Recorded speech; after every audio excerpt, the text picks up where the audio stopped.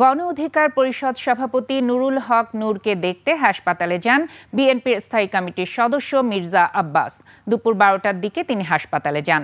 নুরুল হক নূরের শারীরিক অবস্থার অবনতি হওয়ায় দ্রুত বিদেশে নিয়ে উন্নত চিকিৎসার আহ্বান জানান তিনি। ডায়ালগ সুবাসিত টয়লেট ক্লিনার, যার পাওয়ার প্লাস ফর্মুলা টয়লেটের কোনায় কোনায় পৌঁছে 99.99% জীবাণু ধ্বংস করে।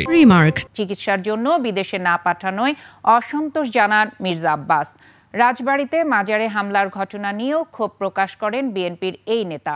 তিনি বলেন, মাজার ভাঙা কোনো বিচ্ছিন্ন ঘটনা নয়, নির্বাচন পিছিয়ে দেওয়ার ষড়যন্ত্র হচ্ছে।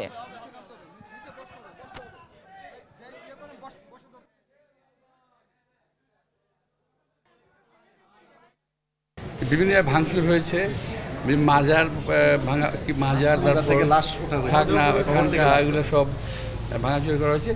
এগুলো আসলে বিচ্ছিন্ন কিছু না। নির্বাচনটা সামনে রেখে এই ধরনের আরও অনেক কিছু সামনে আপনারা দেখতে পাবেন, যাতে নির্বাচনটা না হয়। একটা শ্রেণীর লোক চাচ্ছে যাতে নির্বাচন না হয়।